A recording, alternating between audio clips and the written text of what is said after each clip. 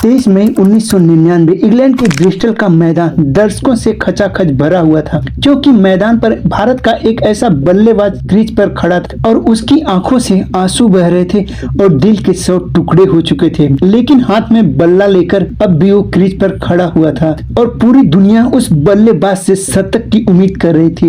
लेकिन किसी को नहीं पता था कि सिर्फ 36 घंटे पहले इस इंसान ने अपने जीवन का सबसे बड़ा सहारा खो दिया था। आज वो मैदान पर रन बनाने नहीं, अपने पिता के सपने को पूरा करने के लिए मैदान पर उतरा था। यह सिर्फ क्रिकेट मैच नहीं था, यह एक बेटे का सबसे बड़ा दर्द था, जो उसके संघर्ष और उसके कर्तव्य की ऐसी कहानी थी जिसने पूरी दुनिया को रोने पर मजबूर कर दिया। साल था 1999 का। इंग्लैंड की धरती पर क्रिकेट का सबसे बड़ा महाकुंभ शुरू हो चुका था। 14 मई 1999 के दिन विश्व कप शुरू हो चुका था।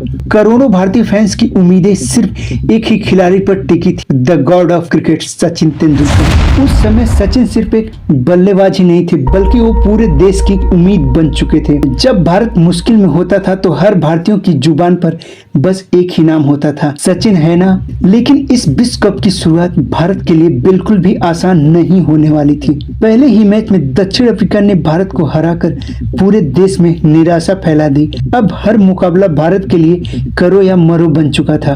भारतीय ड्रेसिंग रूम में भी दबाव साफ दिखाई दे रहा था। मीडिया में सवाल उठना शुरू हो गए थे और करोड़ों भारतीय फैंस उम्मीद लगाए बैठे थे कि सचिन अब कुछ बड़ा जरूर करेंगे। लेकिन किसी को नहीं पता था कि सचिन की किस्मत में तो कुछ और ही लिखा था। विश्व कप शुरू हुए लगभग कुछ ही दिन हुए थे। 19 मई 1999 के दिन भारतीय टीम के होटल में अचानक हड़कंप मच गई। टीम मैनेजर के पास भारत से एक बेहद दुखद खबर आती है। यह खबर सीधे सचिन तेंदुलकर के लिए थी, लेकिन यह खबर सचिन की वाइफ अंजलि तेंदुलकर ने, जो कि इंग्लैंड में मौजूद थी, वो सचिन तेंदुलकर को कमरे में बुलाए और उन्हें शायद अंदाजा भी नहीं था कि अगले कुछ ही सेकंड में उनकी पूरी दुनिया ही बदलने वाली थी। फोन के दूसरी तरफ से आवाज आई, सचिन आपके पिताजी अब इस दुनिया में नहीं रहे। और कुछ पल के लिए समय जैसे रुक सा गया।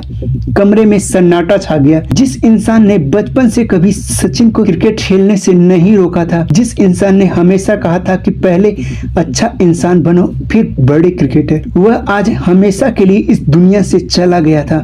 सचिन के हाथ कांप रहे थे और आंखों से आंसू बहने लगे थे। उन्हें विश्वास भी नहीं हो रहा था कि जिस पिता से कुछ दिन पहले बात हुई थी, अब उनसे कभी बात नहीं हो पाएगी। विश्व कप बीच में था।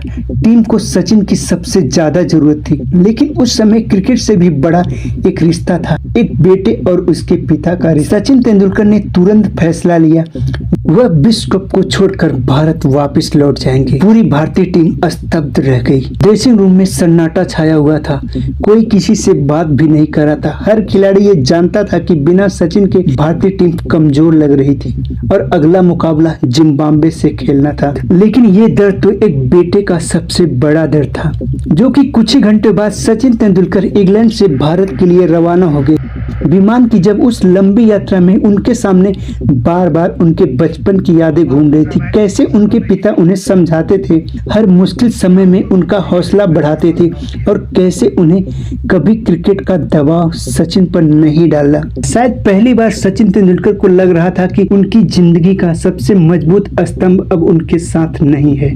लेकिन ये कहानी यहीं पर खत्म नहीं हुई। अंतिम संस्कार के बाद जब हर कोई ये सोच रहा था कि सचिन अब विश्व कप नहीं खेल पाएंगे, तभी उन्होंने एक ऐसा फैसला किया जिसने पूरी क्रिकेट दुनिया को हैरान कर दिया। सचिन तेंदुलकर ने सिर्फ 36 घंटे बाद वह फिर से इंग्लैंड वापस लौट गए और वहां उनका इंतजार कर रही थी क्रिकेट इतिहास की सबसे भावुक पारी।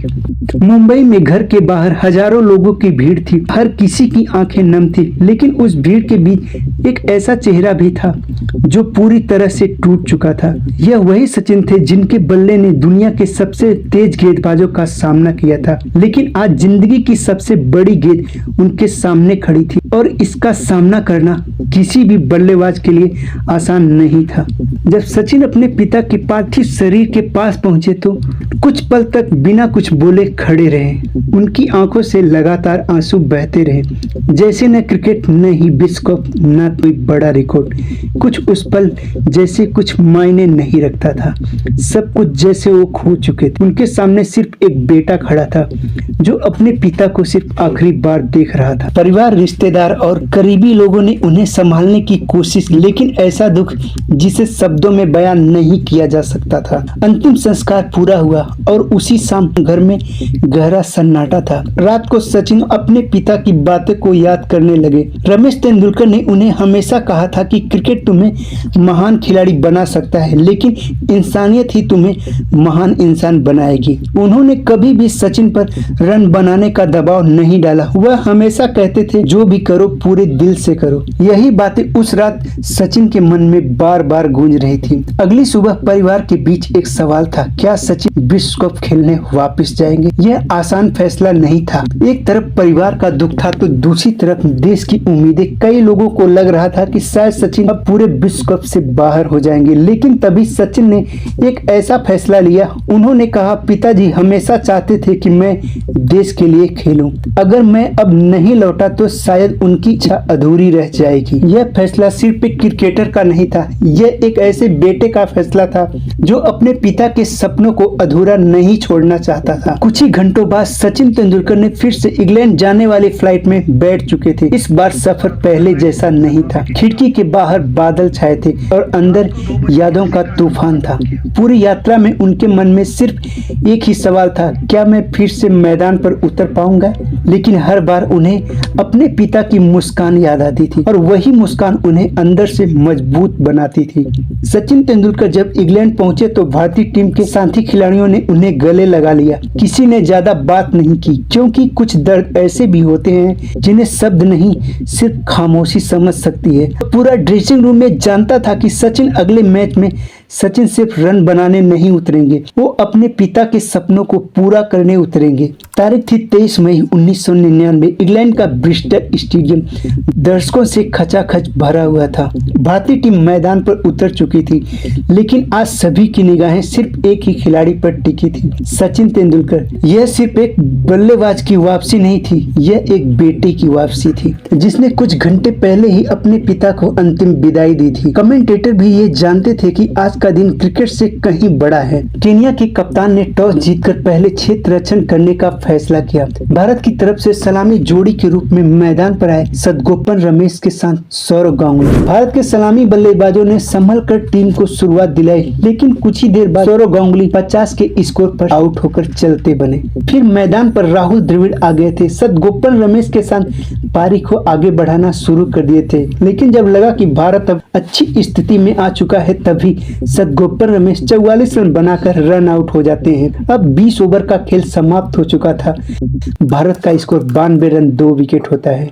रन रेट बहुत खराब नहीं था, लेकिन पूरा स्टेडियम में जानता था कि अब जिस खिलाड़ी का इंतजार था, अब वह ड्रेसिंग रूम से बाहर निकल चुका था।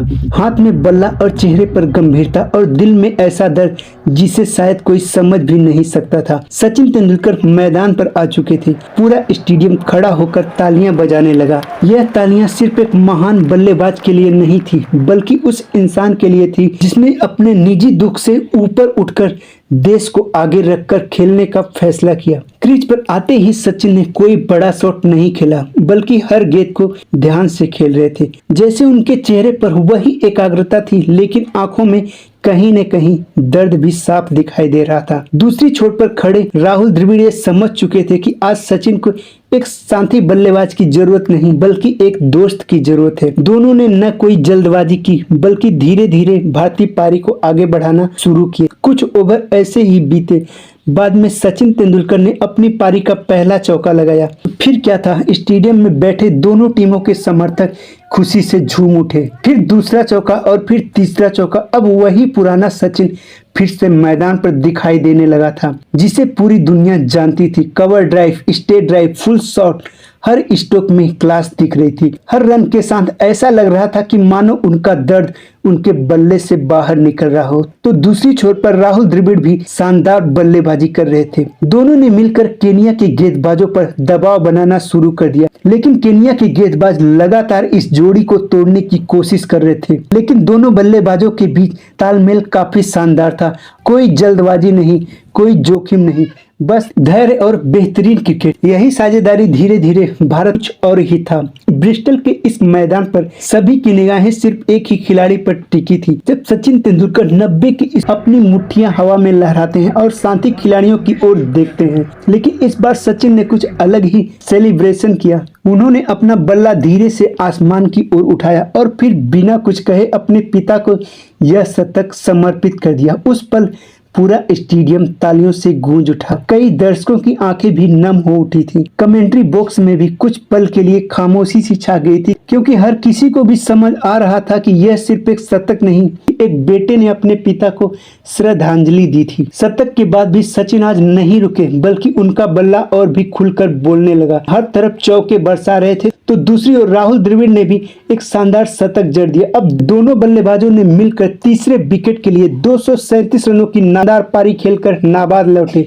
भारत ने 50 ओवर की समाप्ति के बाद स्कोर बोर्ड पर 329 रनों का विशाल टारगेट केनिया के सामने खड़ा कर दिया था। इसके जवाब में केनिया की टीम सिर्फ 50 ओवर की समाप्ति के बाद सिर्फ 235 रन तक ही पहुंच पाई। भारत ने 94 रनों से जीत हासिल कर ली थी। यही वजह थी कि 23 मई 1999 सिर्फ एक मैच की तारीख नहीं थी, बल्कि क्रिकेट इतिहास की सबसे भावुक कहानियों में से एक बन चुकी थी। अगर आपको भी लगता है कि यह सचिन तेंदुलकर के कैरियर की सबसे भावुक पारी थी, तो वीडियो को लाइक जरूर करना, अपने दोस्तों के साथ शेयर जरूर करना, और ऐसे ही क्रिकेट इतिहास की अनसुनी और दिल को छू लेने वाली कहानियों के लिए इस चैनल को सब्सक्राइब जरूर करना। तो मिलते हैं आप सभी से अगली वीडियो में, तब तक के लिए जय हिंद। वीडियो देखने के लिए बहुत बहुत धन्यवाद।